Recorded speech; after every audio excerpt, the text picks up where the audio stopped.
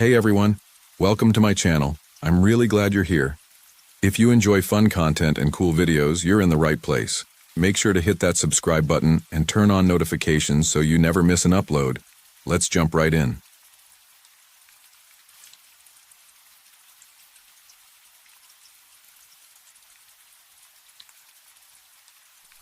The first thing you should know about me is that I'm a bit of a night owl. Usually, I'll just go to bed when the sun is about to go up, and this is an old habit for me. I was homeschooled, and by some sheer miracle, my mum never minded that I would go to bed at such odd hours. She herself was agoraphobic, and I suspect also had some degree of schizophrenia, and worked primarily from home as an accountant. She was gracious enough to make her schedule based on mine. Despite all her troubles, she cared for me to the best of her abilities. I guess that's just what mums do. Anyway, she passed 2.5 years ago, and since I'm the only one left, my father disappeared when I was 10, and I've never seen him since. And my grandparents were dead. I got the property we lived in. The house was massive and way too old and secluded for me to continue living in it alone. Even if I had had someone with me, it would be too painful to stay. Too many memories of my mum. I figure it would be better to sell it to a new expanding family and move somewhere bigger and busier. So that's what I did. I got a good amount of money for the property and bought a small two-bedroom apartment in Toronto. I've got friends in the city I met online a couple of years ago, so I don't feel too lonely in here. But enough about my sad backstory. 3 nights ago, around 2 a.m., I was sitting on the couch, eating some leftover pizza from the day before and binge-watching my 7th The Office episode in a roll when there was a knock at the door. Mind you, that before I moved in, a lonesome woman from the building died of natural causes, and since she had no relatives, it took them about 1 month to find out she was dead. Apparently, the juices from her decomposing body soaked through the floor into the ceiling of her downstairs neighbors, falling in disgustingly putrid little droplets on their living room. That's how they found out.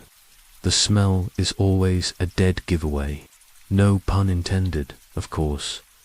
Ever since then, everyone that lives here collectively started an initiative to incorporate US loners in more sociable activities. And that also includes checking on us now and then to see if we are still breathing, but still keeping a safe distance, of course. That accounted for some forced and uncomfortable conversations with people from the building that always ended after prolonged and awkward silences. I find most of the neighbors to be a bit weird. The way they act like talking to you is their part-time job, even when you don't want to talk to them either.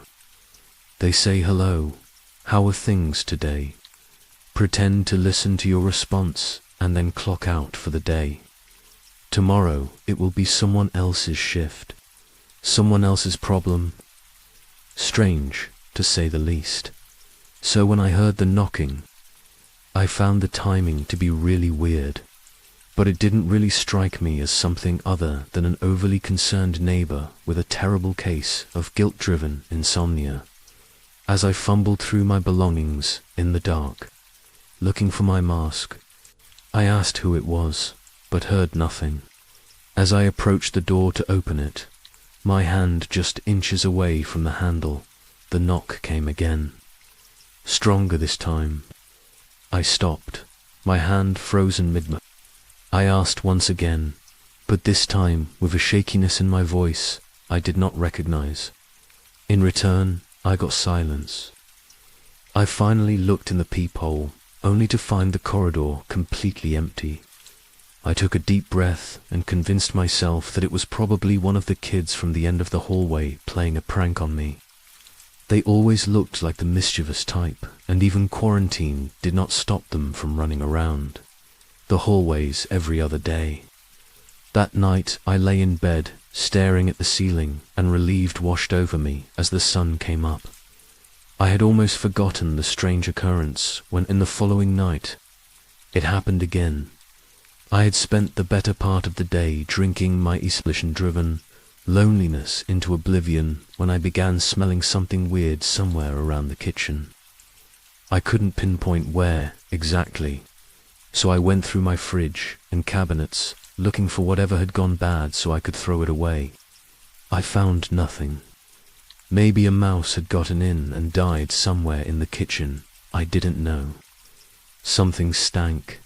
That much I was certain of. When I was about to place all the food back inside the fridge, I heard the knocking again. It surprised me so much that I lost my grip on the pickle jar and it smashed against the floor. My heart was pounding so fast, I could almost feel the blood rushing through my veins. It made me lightheaded and somewhat confused, the white from my walls blending in with the pale spots across my vision. Maybe that was how it felt to have a heart attack, walking slowly and ever so carefully across the now sharp and wet surface towards the front door. It dawned on me, finally, that the reason for my panic weren't the knocks per se, but where they were coming from, fighting against my better judgment. I turned around and my eyes landed on the spare bedroom's door. Inside the apartment. It came from inside the apartment. I thought about just bolting out the front door and into the hallway, but before my mind could decide anything, the handle began to turn, twisting slowly as the dry metal squeaked. My body moved on its own accords, taking me towards my bedroom and further into the space. Inside the apartment. It came from inside the apartment, locking myself in the safety of my bedroom. I tried to erase from my mind the spare second when, stealing a glance at the other bedroom's door, I could swear I saw a greyish, bony hand about to cross the threshold. It's safe to say, I did not sleep that night. Morning came once again, and with it a momentary relief. A glimpse of hope that I would find solace within the light that flooded my small apartment. But it was short. Night would come eventually. I reached out to one of my neighbors to ask them if they had experienced any kind of pranks or disturbances lately. I did not dare to say the G word out loud, not even to myself. The woman that lived across the hall from me said, from the slit of her barely opened door, she didn't notice anything different. Sorry. The one next door to her wasn't even home when I knocked. Or at least, that's what I think. I thought I heard muffled footsteps right after I knocked on the door, but anyway, it doesn't matter. In a last attempt to avoid the fading light alone, I called two of my friends to see if I could crash on their apartments or if one of them could come and stay with me. But nothing came of it. They thought it was too dangerous to expose themselves to new environments, when things were still so uncertain and not at all contained. Can't say I blame them, really. Alana offered to video chat with me throughout the night, but it felt stupid to be worrying about something that most likely wasn't even real when there's a genuine crisis happening all around us. I politely declined, and after chatting for a little while, said my goodbyes. Needless to say, I was alone. A voice in my head that sounded surprisingly similar to my dad's harsh one kept telling me I was losing it. Just like your mum, it said. You're going crazy, just like your mum, kid. You are insane. Over and over again. And maybe I was. Maybe my sanity had always been hanging on by a thin thread, and social isolation had finally driven me to the end of my wits. It wouldn't be unprecedented, or even uncommon, either. Everyone is struggling too, Annie. You're not special just because you're in pain. My father in my head said again, and I was forced to agree. The facts were, by increasing order of their absurdity, I was smelling things. I was hearing things, and I was seeing, had seen, something as well. All of them could be explained by mundane reasons, such as dirty pipes or a bad smell coming from some other apartment. The kids playing pranks on me, and maybe even a sneaky infestation of black mold spreading underneath the new wallpaper, making me see things that don't exist. Or maybe you were just losing your mind. Maybe, either way, things could be explained. Repeating those words to myself like a mantra, I prepared for the night to come, and sure enough, the third night rolled around, and with it, the certainty of my arguments mattered less and less the further the clock ticked. I watched the pointer circling around as if my life depended on it. 10, 11, and then midnight. I was sweating, shaking, and so fucking hungry, but I didn't dare to move from my place inside the frail safety of my bedroom. Time seemed to drag endlessly the more I looked at the clock, but I couldn't take my eyes away from it. A watched pot never boils, kid. It may get a little warm, but never hot enough to be of any use. 1 in the morning, and then 2. I was trying to remain calm, but in the back of my mind all I could think about was that thing knocking on my door. Again, I knew it was coming when I caught a whiff of the smell. God, what an awful smell. Like a fat chunk of putrid, decomposing flesh had just materialized itself somewhere on the other side of the door. Even though I covered my mouth and nose, hoping that I wouldn't feel it anymore, it got stronger. It burned through my nostrils as if I had dived headfirst into a pool, and on instinct, I gagged. I barely had any time to recompose when I heard it again. 1 knock, and then right after the second. Soft this time, almost lazy even. Like when I was engrossed in a good book and my mother wanted to call my attention, but not disturb my train of thoughts. Knock, knock. Who's there? Such a mundane sound, I must have heard it hundreds of times before, had suddenly turned into my worst nightmare. Shortly after, the handle began to turn, just like in the previous night. Slowly, without a care in the world. I closed my eyes and took deep, calming breaths. The door was locked. I had made a point to lock the door. The door was locked. It was the handle turned forcefully, quickly, over and over again. Whatever was on the outside wanted in. I couldn't contain my fear any more. My vision was blurred with tears. The door was locked. I had made a point to lock the door. The handle made a cracking noise and twisted all the way around. No such luck, kid. The gentle creaking of the wood told me the door had been open.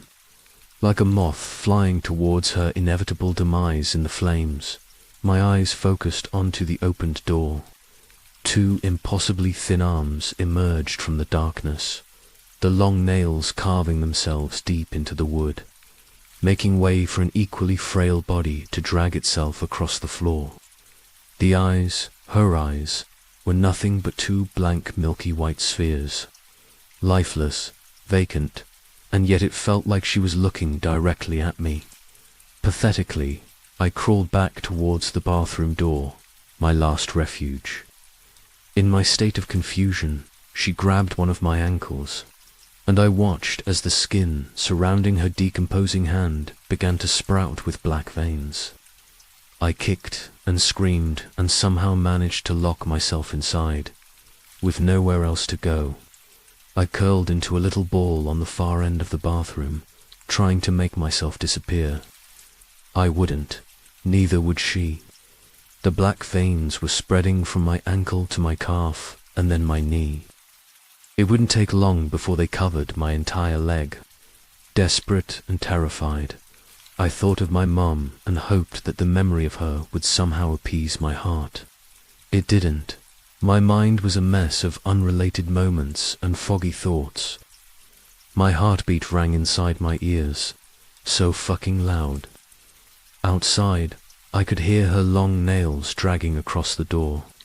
playing with the wood underneath her fingertips, like a child appreciating a new toy she's about to break.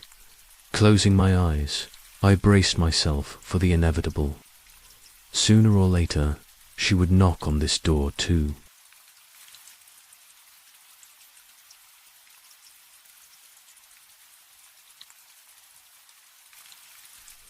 Hi guys, so I've decided to share what happened to me and my sister last night while home alone. First, a bit of background. I live in a very typical English house, built mid-1800s. Lots of weird and unexplained things have happened in this house, mainly to me. If you want me to share other stories with you guys, I will be happy to do so. Quick layout of my house.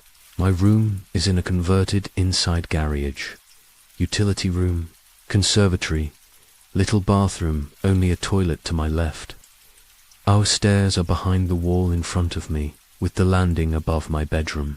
Okay, so it was a close family friend's 21st birthday last night, in which she was celebrating it at her mum's house, who lives less than a 5-minute walk from where I live.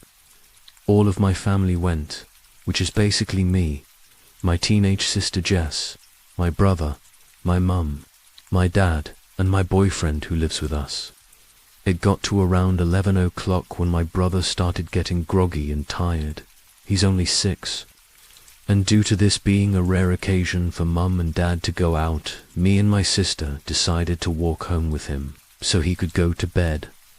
It was pitch black outside by this time, and I had this awful feeling of somebody walking behind us all the way home. Obviously, whenever I looked, nobody was there, so I put it down to being dark and me being worried, as I was the adult among the 3 of us. So we got home and my sister took my brother straight to bed. My brother likes us to wait with him till he falls asleep, so I told Jess to come back down once he had dropped off. It didn't take long, and around 15 minutes later, she was downstairs and we was watching crappy English TV.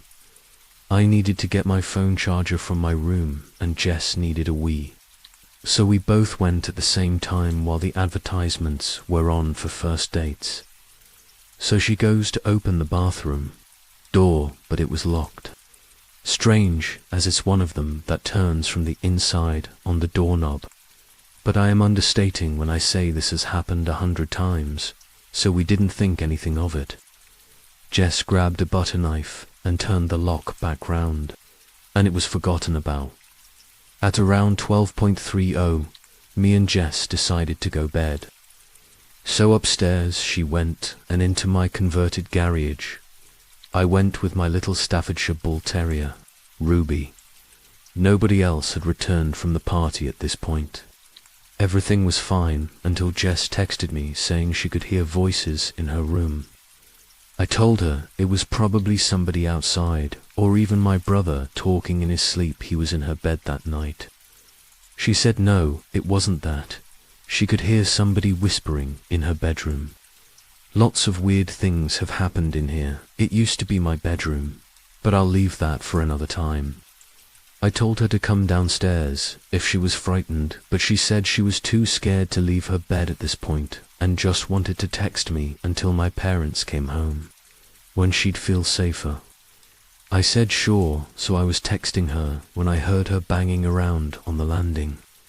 I thought, you should said you was too scared, lol. I then heard somebody run down the stairs and silence. I asked her what she was doing downstairs and to come in my room. She told me she hadn't moved from her bed. I didn't want to scare her anymore, so told her it must be the neighbors, even though my room is at the other side of the house. I knew it wasn't. I was terrified.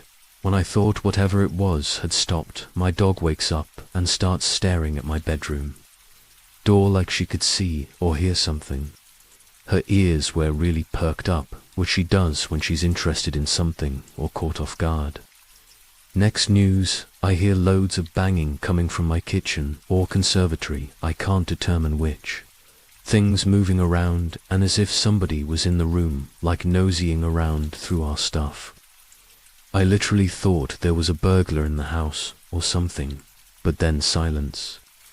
I rang my parents and boyfriend at the party to come home, which they did. I was absolutely terrified.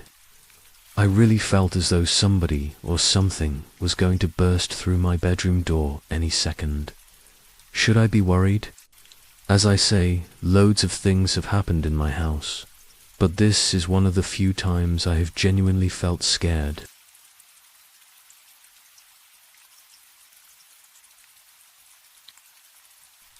First heard it a week ago. I was driving down a side street with the windows open. As I came up to the stop sign, I heard a sound from my right. Tap dash tap dash tap dash tap. It sounded like footsteps. I looked around. No one was on the sidewalk, at least not that I could see from the light of my headlights. As I slowed for the stop sign, the taps decreased in frequency, like they were slowing down with me. When I came to a stop, the sound stopped. When I pulled out, it started again. Must be something with the car, something with the motor or the muffler or something. But then, 2 days later, when I went for a jog, I heard it. A distinct slap slap slap sound coming from behind me. At first, I thought it was just the beat of Journey through my earbuds. But when I yanked one out, I still heard it. Slap dash slap dot coming from right behind me. I glanced behind me. No one was there. I stopped and wheeled around, looking for anything out of place. The footsteps stopped too. I turned around and started jogging towards my car. The footsteps started back up. I broke into a sprint. The footsteps sped up with me. I raced to my car and dove inside. After I was safely locked inside, I looked around. No one was there. I stopped going for night runs after that. My husband Dave agreed that it was weird, but he thought it must just be some random sound, maybe an animal or a structure settling or some machinery somewhere. He had a point, since where I was jogging wasn't too far from where I'd been driving when I first heard the sound. It was possible there was something off Main Street, a machine or generator or bird or animal that was making the noise. It didn't explain why the sound kept time with me, but I tried to brush that under the rug in favor of a reasonable explanation. But then I heard it in our house.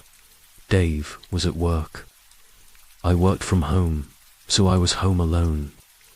I was carrying a load of clean laundry upstairs when I heard it thump, thump, thump dot. It sounded like someone was climbing the stairs, just a few stairs below me. I whirled around. No one was there. My heart began to pound. Just the house settling, I told myself. As I stood there frozen on the stairs, I took another step, up thump. I slowly glanced over my shoulder. Nothing. Took another step, thump. I raced up the remaining stairs, made it to the top. I wheeled around and stared down at the stairs, panting, my heart pounding in my chest. Nothing there. I felt dizzy, weak, faint. I set the laundry down in the hallway and sat down on the bed. Then I lay down, pulling the covers up over me. There's nothing there. I closed my eyes. Nothing there.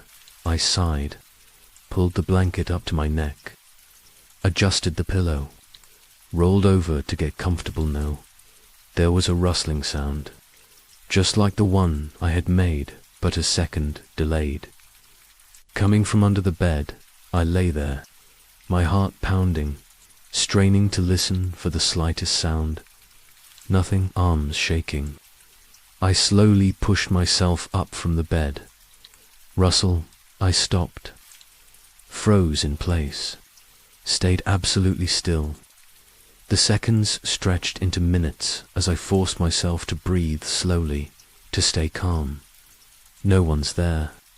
It's just your imagination. I steeled myself, staring at the door.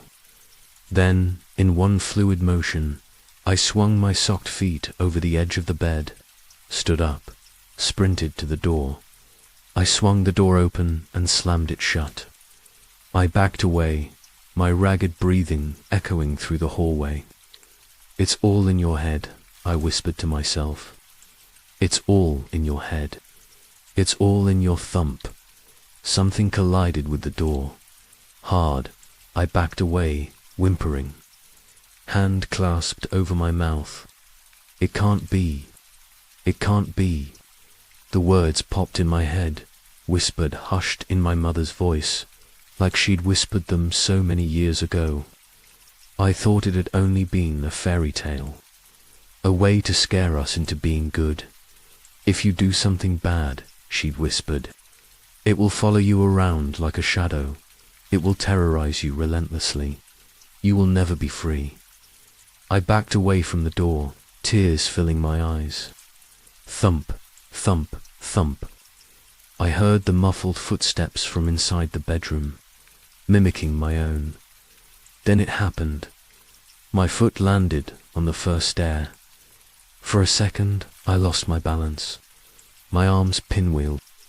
I was free-falling, backwards, into the air. As the world spun and blurred around me, I saw something. A dark figure, standing at the top of the stairs. A silhouette my hand shot out and locked on the banister. When I looked up, it was gone. I don't know how long I stood there, terrified to move, terrified to take a step and hear a thump behind me. As it followed me down the stairs, the doorbell jerked me out of my thoughts. I ran down the stairs. Footsteps pounded behind me, out of sync with my own. I swung the door open to find him there. My neighbor Brian. He shot me a wolfish smile. "Hey, sexy." I slammed the door in his face. Then I collapsed onto the floor, crying, terrified to move, terrified to make a sound.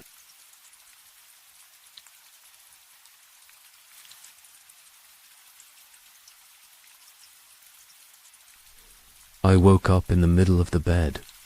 Advantage of being single, I can use all the space that I want. I woke up naturally, without an alarm, only by the white light shining through the thin curtains. Mornings are usually dreadful for the simple fact that one has to wake up and become active, but it wasn't too bad that day. Believe it or not, I even smiled as I slowly moved my body to sit up. And that's when I realized that nothing was right. This was not my home. This was not my bedroom. Not my sheets. Not my bed. Slowly, memories started trickling back in. I went out last night. Decided to finally do the pub crawl we'd been planning for months. There was much drinking, not enough eating, and I do get the occasional blackout at times. Although I did not remember meeting anyone I would have gone home with. No. I did remember walking home with my friend Anne, who lives down the street. There is no way I met someone during those 2 minutes that I walked home alone from Anne's place and decided to go home with them. From what I could tell during that odd moment of waking up was that I wasn't tied up or anything, and I didn't feel hurt or particularly odd. Except for my racing heart and my empty brain, I seemed okay. But it might have been due to the adrenaline suddenly rushing through my body. I got up from the wooden bed with the incredibly comfortable mattress. The room I was in was clean and looked nice. Not the place you imagine ending up if you're kidnapped, and honestly, I didn't think I was. There was a big forest green chair in the corner of the room with a small table, a grey carpet in front of the bed, and a shelf filled with many different books. It looked cozy and nice, almost the way I might decorate a new bed or guest room. For a second, I wondered if I did go and visit a friend after dropping off Anne. But that was crazy. I slowly made my way to the window, outside. I saw a regular suburban neighborhood. Nice little homes with pretty lawns and cars out front. Though it felt familiar, I didn't remember being here before. Looking down at my body, I realized I was wearing the same jeans and shirt I went out in last night. I went through my pockets, hoping I would find my phone in them, but all I found were my keys. I shifted my gaze back to the street. In a way, it was calming, looking out there. The sun was shining, the grass on the lawn was incredibly green, and all in all, it appeared like a wonderful day in a pretty neighborhood. This did not look like the place a kidnapper would bring you to, but this also didn't look like a place close to my home. I live in a city. I took a deep breath, calming myself down slightly when I saw the woman on the other side of the street. She looked like she was around the age of 50, and coincidentally she was also dressed as if she had just come out of the 1950s. Her red hair was blow-dried in that old fashion. She was wearing a sundress and a whimsical apron as she watered some plants on her porch. I suppose after a minute or two she must have felt observed, because she abruptly turned her head up and looked right at me. Her expression was stern for a moment, but then she smiled and waved, and for a second I felt slightly safe again. When everything around you seems perfectly normal, but inside your head nothing makes sense, it makes you wonder if you're the problem. This place wasn't scary, the gap in my memory was. I took a deep breath and decided to go for the door. Ever since I woke up, I hadn't heard any sounds inside of the house. Maybe I was alone. Maybe I was an intruder, not a captive. I opened the door and saw a flight of stairs in front of me. Wooden stairs that went around in a circle led me down to what I imagined was the living room. There was a big sofa, a TV, a table, all the regular stuff, but also something off. A bunch of picture frames sat on the shelves and were hanging on the walls, but none of them had any photos inside. Decided not to check any other rooms but look for the door leading outside as quickly as I could. Luckily, I didn't have to search long. The living room led to a hallway which brought me to the front door. I hesitated for a second, worrying it might be locked, but I turned the knob and sunlight greeted my face. The woman that I'd seen from the window was still standing on her porch and waved again as she saw me. This time I waved back as I crossed the street to go and talk to her. "Wonderful morning," she said as I approached her lawn. Good morning," I said, and immediately added, "Sorry, this might sound weird, but do you know whose house I just came out of?" She laughed. "That is a very weird question. You were just inside, weren't you?" I scratched my head, wondering what to say next. "Yes, well, you see, I may have had a bit too much to drink last night, ma'am," I chuckled nervously. "Oh dear, it appears that you lost your head, doesn't it?" she said, "but don't you worry, everything's perfectly all right. I suppose you came to visit your friend. Young woman, just around your age. She left early this morning. Where to, I'm not sure. And by the way, you can just call me Margie." She nodded her head like an old teacher. "A woman my age." That sounded a little more reassuring. "Right, okay. Nice to meet you, Margie. I'm Tony. Can I ask you another weird question?" I paused for a second. "Where exactly am I?" The woman smiled. "Would you like me to call you a cab, dear?" "Yes, that would be very nice." "Thank you." The cab arrived only a few minutes later. My mind was still quite scrambled, so I sat down inside the car and tried to make sense of what happened last night. The cab driver was a middle-aged man with a marvelous moustache. His name was Maury, and apparently he got there so quickly because he lived in the neighborhood himself. Maury had a warm smile and kind eyes, and finally I felt far more at ease and only slightly confused. I got drunk, went home with some girl, and now I was acting a bit like an idiot. Did you have a nice time in our boring OL suburbs? Maury tried to start some small talk. Yes, I lied. While that neighborhood and the people were all slightly odd, I realized that I was the weirdest of them all, and now I really just wanted to go home. Except, and I know this is gonna make me sound really shitty, sorry, really stupid, I don't remember the name of the woman I visited, Margie. I was surprised to see her getting a visitor at such a random time in the year, he answered. No, not Margie. The woman across the street from her. She's around my age. Oh, Caroline. Sweet girl. Not many friends, though. Yes, Caroline. That must be her. You don't happen to have her number? 11, he promptly answered. No, not her house number. I mean her phone number. No, sorry, but I can give yours to her if you like.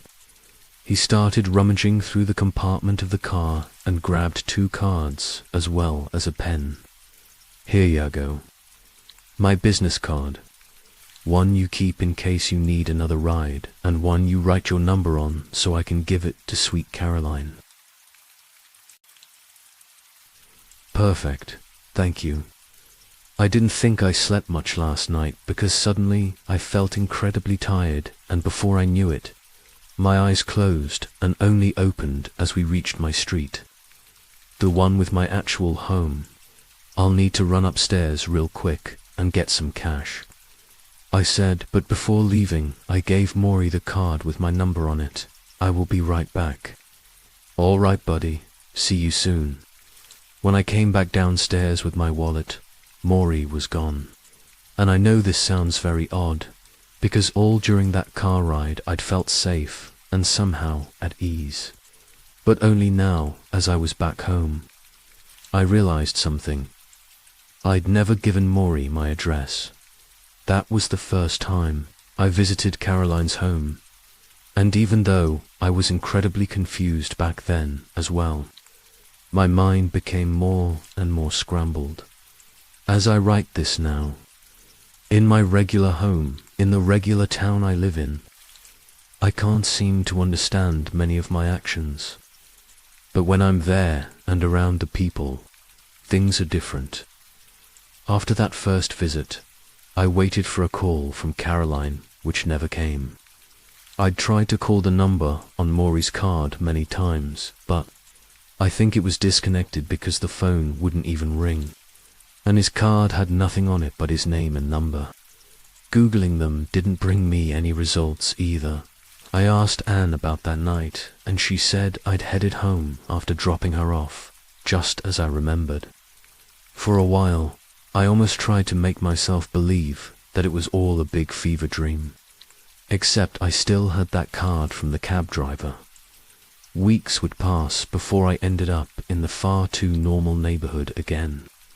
A part of me tried to forget about it altogether, and I think the more days passed, the hazier the memories became.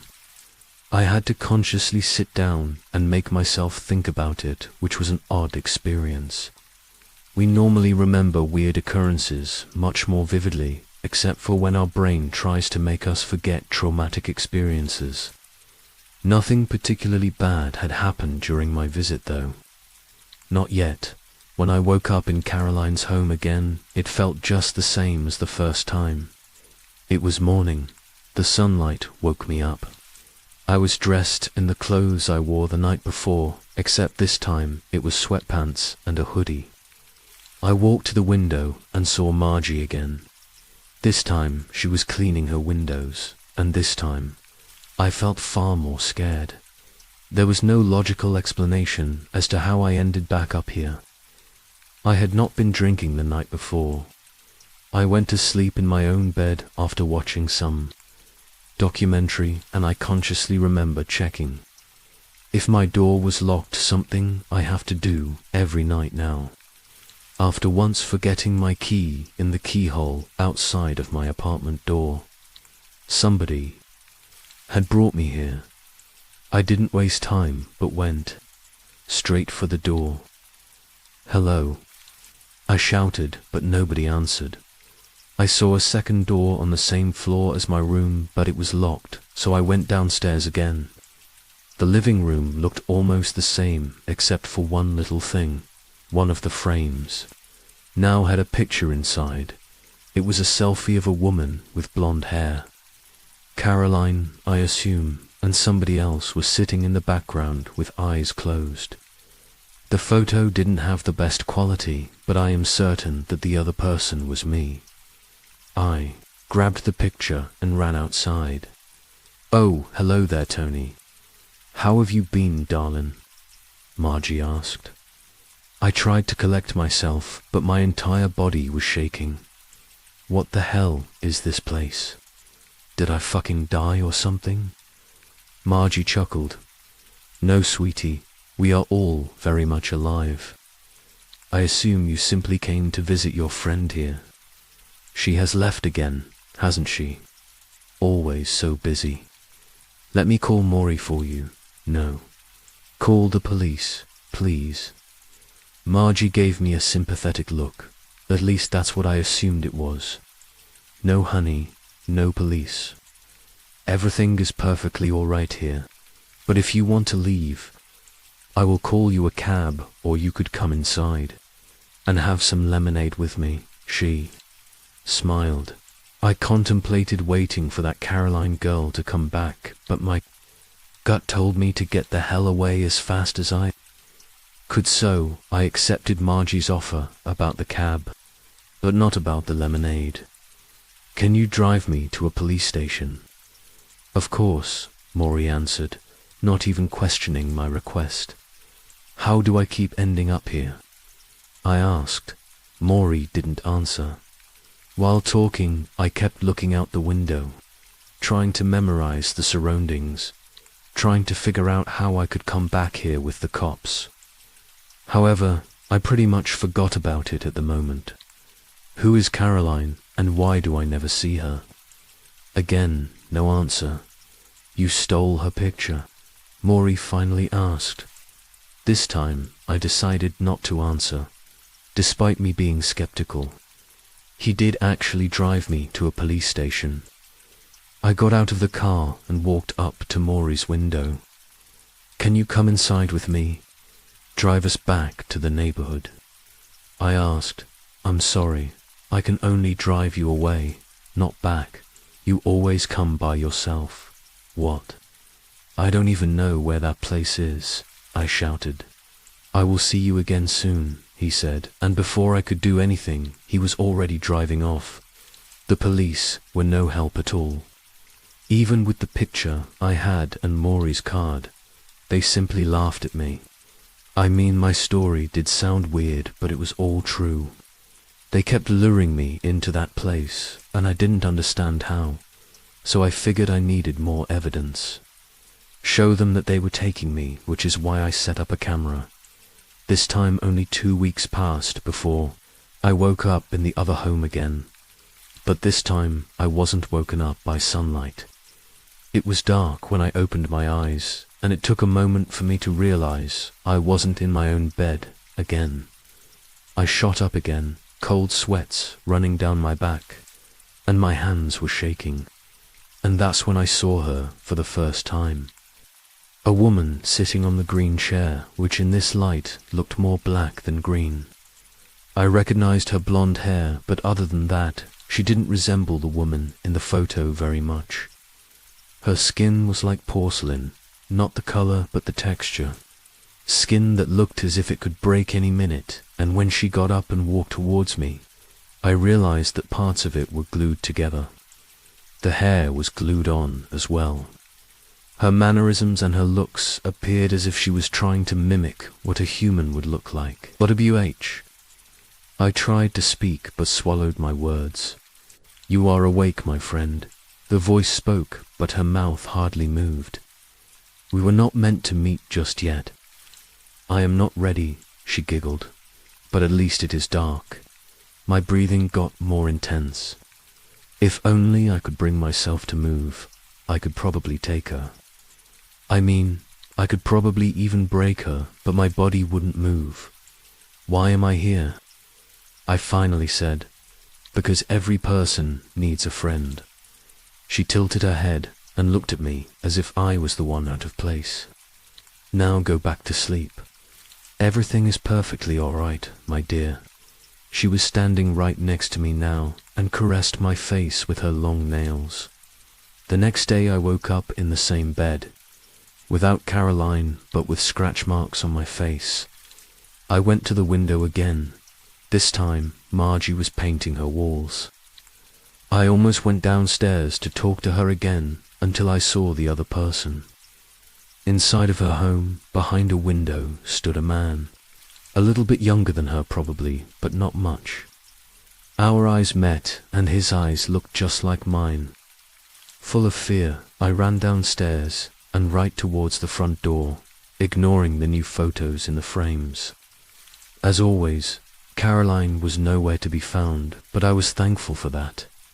I crossed the street and shouted, "Who is that inside your house?" "Tony dear, you've become quite rude.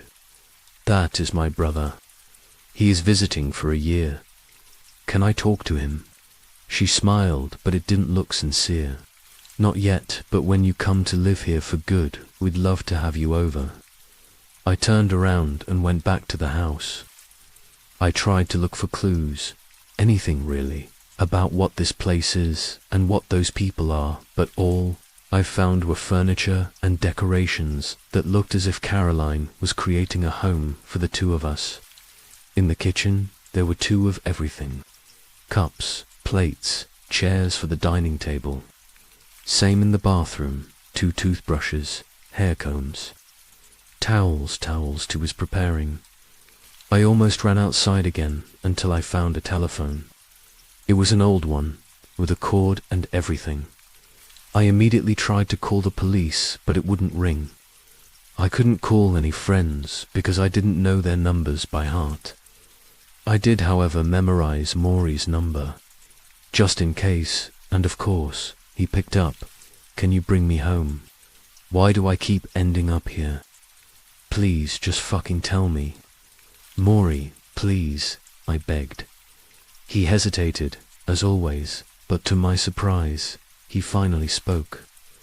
"I can't say why she chose you or how she found you, only that she looked for a friend and that friend is now you." "What about that man in Margie's house?" "Her brother?" Dear Margie has her very own way of finding visitors. Some family tradition. You see, everyone in the neighborhood has their own ways of doing things, he said, leaving me with even more questions. "What do I do?" I asked, voice full of desperation. "From my experience, there is not much you can do. All I know is that I drive you home, but in time that home will not be the one you used to know." My head was aching. My body felt empty, but I was back in my own bedroom again. I already bought a plane ticket to go to my sister's, far away, hoping that will help. Inside, however, I know that it won't. Especially after I looked at the camera footage. Nobody ever came here to take me. I got up and left on my own. I don't know how, but they are slowly taking over my thoughts and actions. And soon everything will be perfectly all right.